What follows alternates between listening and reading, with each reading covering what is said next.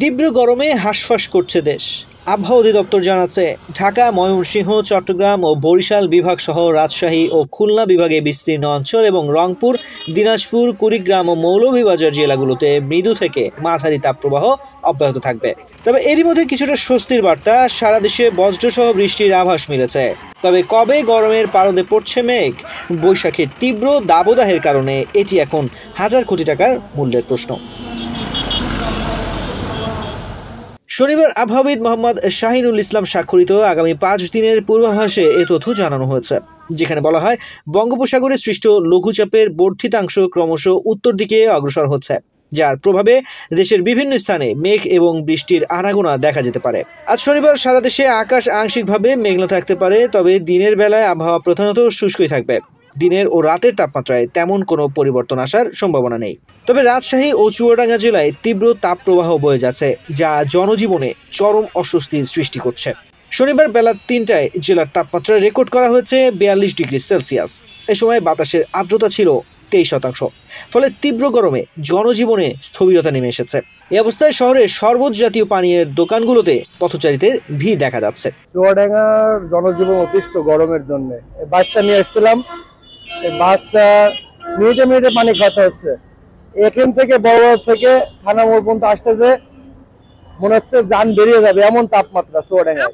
গরমে শোনা খাটা আসছে না, খুব অসুবিধে, গাড়ি চালানো যাচ্ছে না, মানুষের খুব অসুবিধে। আমাদের বয়স্ক মানুষের শ্বাসকষ্টের সমস্যা, খাওয়া দাওয়া প্রবলেম, অতিরিক্ত গরম, রাতে ঘুম হয় না। রোববার রংপুর, রাজশাহী, ঢাকা, ময়মনসিংহ ও সিলেট বিভাগের কিছু অংশে অস্থায়ীভাবে দমকা হাওয়া সহ বজ্রবৃষ্টির সম্ভাবনা রয়েছে।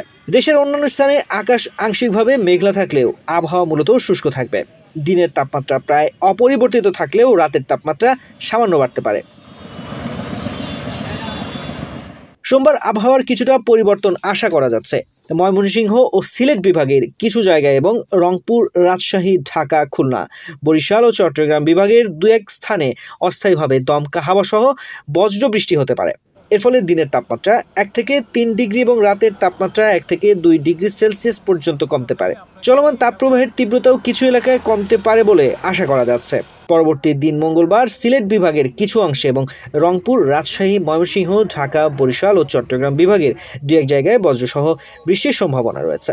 দেশের বাকি অংশে আকাশ আংশিকভাবে মেঘলা থাকবে এবং আবহাওয়া শুষ্ক থাকতে পারে। দিনের তাপমাত্রা সামান্য কমলেও রাতের তাপমাত্রা প্রায় একই রকম থাকবে। বুধবার ময়মনসিংহ ও সিলেট বিভাগের কিছু কিছু স্থানে এবং রংপুর, রাজশাহী, ঢাকা ও চট্টগ্রাম বিভাগের 2-1 জায়গায় অস্থায়ীভাবে দমকা হাওয়া সহ বজ্রবৃষ্টি হতে পারে। দেশের অন্যান্য অংশে আকাশ আংশিকভাবে মেঘলা এবং আবহাওয়া শুষ্ক থাকার সম্ভাবনা রয়েছে। দিনের তাপমাত্রা প্রায় অপরিবর্তিত থাকবে, তবে রাতের তাপমাত্রা সামান্য কমতে পারে। আবহাওয়া অধিদপ্তর আরও জানিয়েছে, আগামী 5 দিন দেশের বিভিন্ন স্থানে বজ্রসহ বৃষ্টির এই প্রবণতা অব্যাহত থাকতে পারে, যা তীব্র গরম থেকে কিছুটা হলেও স্বস্তি দেবে বলে আশা করা যাচ্ছে। তবে তীব্র তাপপ্রবাহে থাকা অঞ্চলের বাসিন্দাদের জন্য বৃষ্টির জন্য আরও কিছুদিন অপেক্ষা করতে হতে পারে। তানজির রহমান, বাংলাদেশ প্রতিদিন।